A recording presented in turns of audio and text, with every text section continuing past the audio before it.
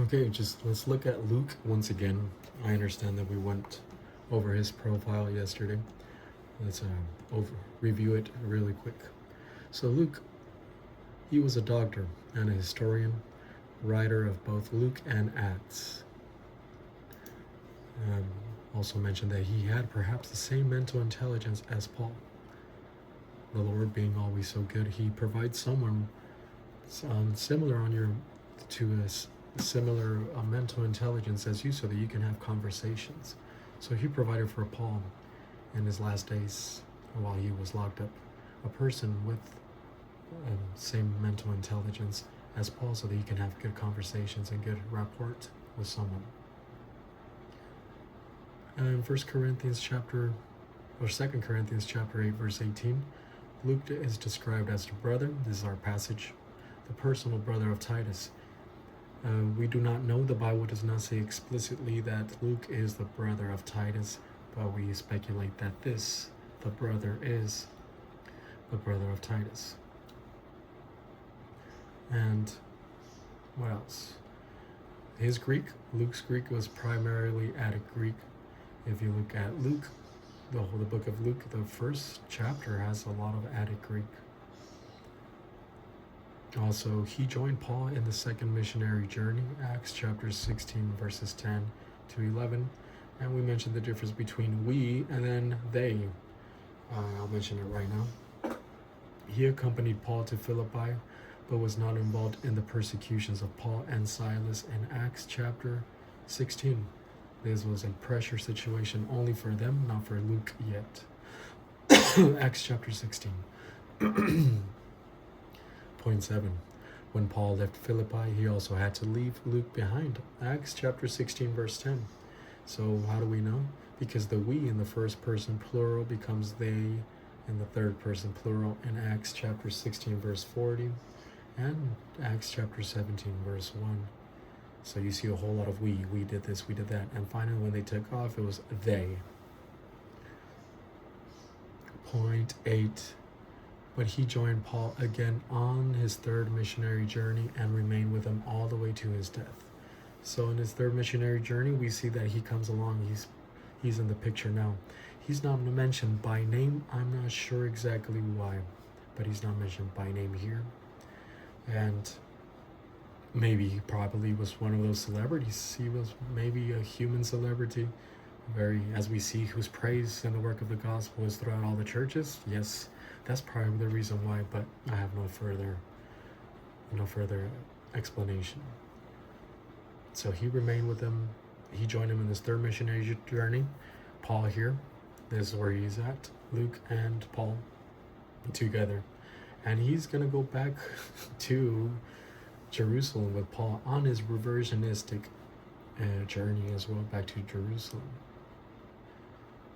So point 9, Luke went with Paul to his reversionistic journey to Jerusalem. Acts chapter 20, verse 6. Acts chapter all the way to 21, verse 18. Acts chapter 20, verse 6 to Acts 21, verse 18. A beautiful thing about the way God does things is that a person might be being punished.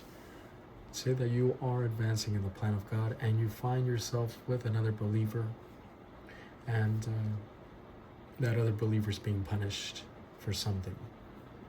Well, God finds a wonderful way to limit whatever cursing by association, or if God does not intend for you to suffer at all, whatever discipline falls on your friend, your believer friend, then you will be completely protected. Whatever suffering happens to that person might work for you as suffering for blessing, or you just might be completely protected. So the believer could be suffering miserably at that moment because of divine discipline, but you will be perfectly fine. And he knows how to fix all these details. So point 9, Luke went with Paul to his reversionistic journey to Jerusalem, Acts chapter 20, verse 6, all the way to Acts 21, verse 18. Another point, he partook in Paul's incarceration in Caesarea for 2 years and participated in the shipwreck of Acts 27 and Acts 28. So Caesarea, the incarceration in Caesarea was the incarceration after Paul became a reversionist. This is where Paul recovered from his reversionism. Meanwhile, Luke was still advancing, but he did not surpass Paul. And the shipwreck of Acts 27 and 28 was a little bit of disaster testing for both, or a lot of disaster testing for both Paul and Luke. So they both passed the test.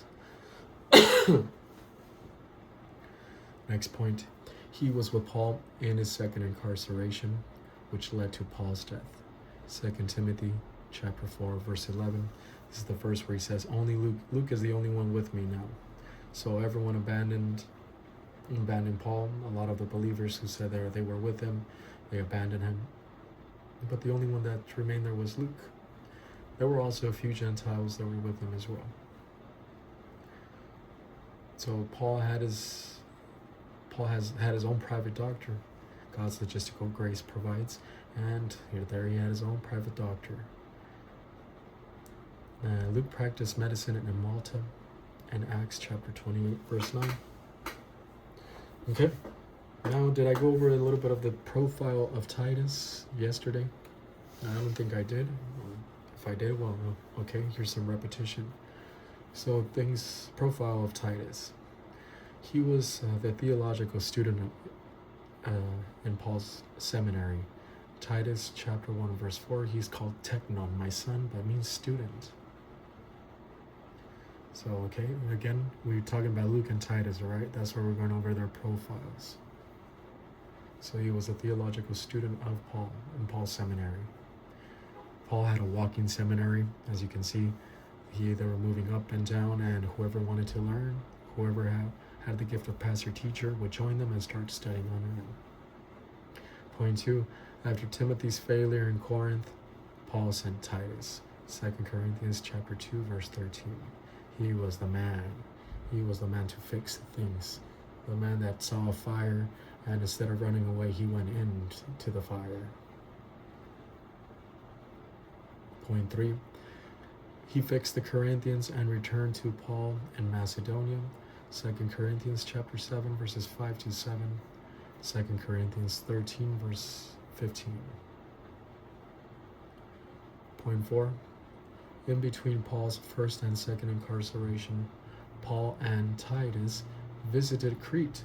So after Paul's first incarceration, he was acquitted for the moment, and he went out and visited Crete and many other areas.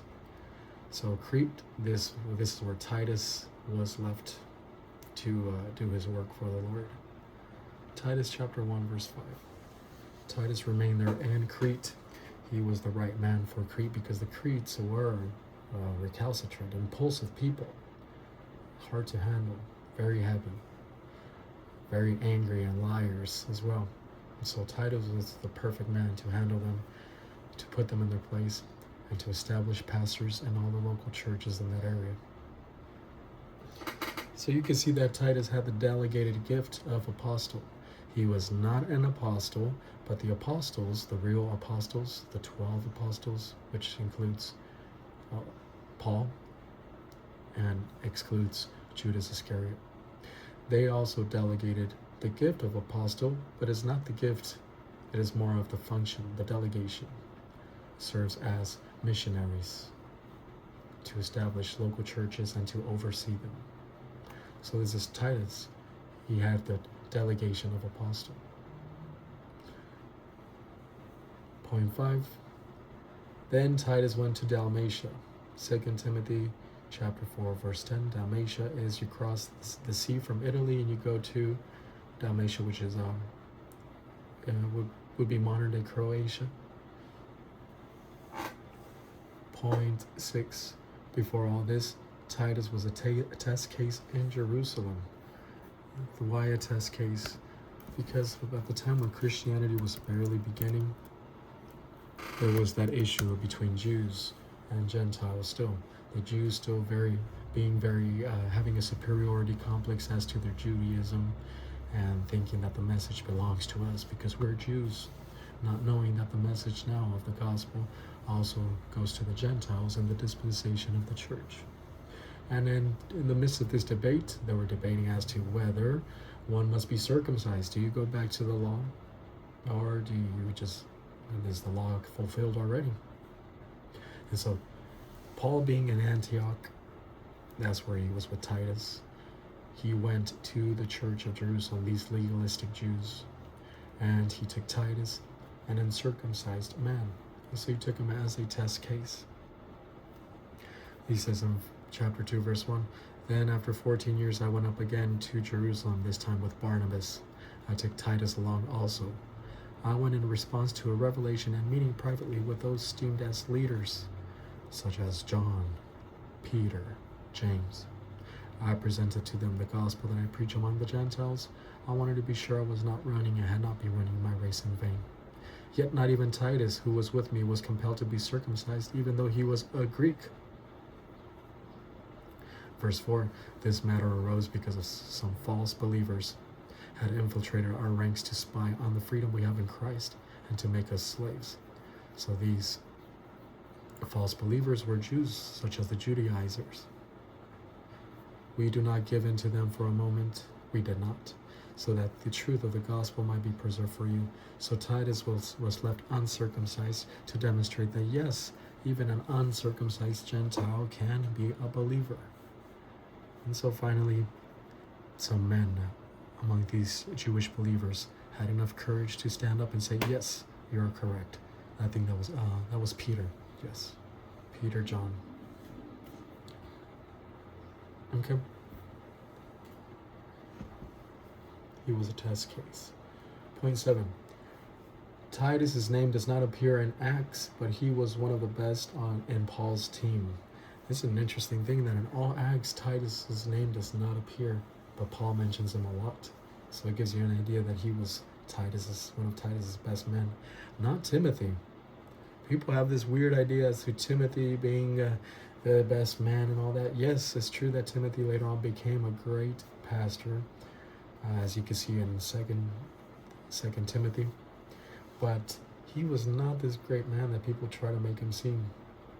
Just as the apostles as well, we like to put all these tainted glass windows of the apostles, and you look at them and you might think that there's some sort of special type of holy and all that. Not at all. Peter was dumb and impulsive. And John, well, at least it took him a while to get with the plan, but he got with it. All of them got with the plan, but at the beginning they were really dumb and bullheaded, recalcitrant. Timothy, on the other hand, he was not that great. He was weak. He was easily controlled by women. He lacked a spine, and he was scared to use his authority. So all these mothers naming the child Timothy as a little sign that their son is going to be a great man of God are ridiculous. Timothy was not that much of a great man. Okay. So Titus's name does not appear in Acts, but he was one of the best on Paul's team. He was Luke's brother, but it's not mentioned. 2 Corinthians chapter 8, verse 18. 2 Corinthians chapter 12, verse 18. And then point 8, the tradition. What I mean by tradition is that extra biblical sources are the writings talking about Titus, which are not in the Word of God. But yes, we read them and we regard them as perhaps being true, as historians. So tradition says that Titus returned to Crete and became a bishop, lived there in tranquility until old age. So functioning as a delegated apostle, not a real apostle, but having the delegation of an apostle, he remained in Crete as a bishop, overseeing all these different churches, making sure that the pastors there that he delegated are not going out of line. We're not going beyond the doctrinal teaching. Okay, so now that we've covered the profile of both of these two great men, we can begin our verse, the next verse.